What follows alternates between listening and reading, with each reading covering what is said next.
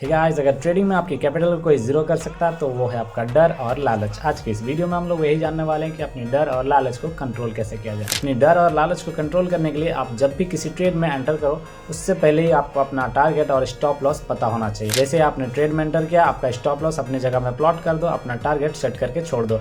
दोबारा उस ट्रेड को देखना ही नहीं है जब तक आपका स्टॉप लॉस या टारगेट ना हो जाए। अगर आपका स्टॉप लॉस हो जाए तो सिंपल सा उस ट्रेड से एग्जिट कर दो। उस ट्रेड में बने रहने की कोई दरकार नहीं है क्योंकि मार्केट आपको बता चुकी है कि आप गलत हो चुके हो। और सेम वैसे ही जब भी आपका टारगेट हो जाए तो वहां से आप निकल जाओ। उस ट्रेड में बने रहने की कोई दरकार नहीं है जब तक आप प्रोफेशनल ट्रेडर नहीं बन जाते। जब आप प्रोफेशनल ट्रेडर बन जाओगे तब आप स्टॉप लॉस को ट्रेलिंग करके पूरा मूव को कैप्चर कर सकते हो। दूसरा है, जब भी किसी ट्रेड में एंटर करो, जितना पैसा उस ट्रेड में आपने लगाया है उस कैपिटल का 1 से 2% ही आप अपना रिस्क में लो, उससे ज़्यादा नहीं। उससे ज़्यादा रिस्क लोगे तो आप परेशानी में पड़ सकते हो। इसीलिए जितना ज़्यादा एक ट्रेड में आप कैपिटल यूज़ कर रहे हो उस कैपिटल का 1 से 2% ही रिस्क में लो। अगर 1 से 2% से ज़्यादा रिस्क आ रहा है तो उस ट्रेड को आप अवॉइड कर सकते हो।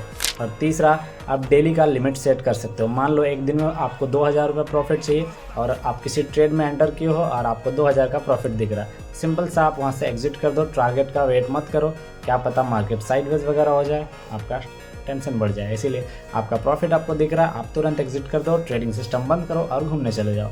इन सभी चीज़ों को अगर अपने ट्रेडिंग सिस्टम में ऐड करोगे तो डेफिनेटली आपका डर और लालच कम हो जाएगा। दोस्तों, डर और लालच को कम करने के लिए आपको डिसिप्लिन में रहना जरूरी है। डिसिप्लिन में अगर आप रहोगे, डिसिप्लिन से ट्रेड करोगे तो डर और लालच अपने आप कंट्रोल हो जाएगा। इसे ही हम लोग इमोशन कंट्रोल भी कहते हैं। और ऐसे ही ट्रेडिंग नॉलेज के लिए हमारे चैनल को सब्सक्राइब भी कर सकते हो। धन्यवाद।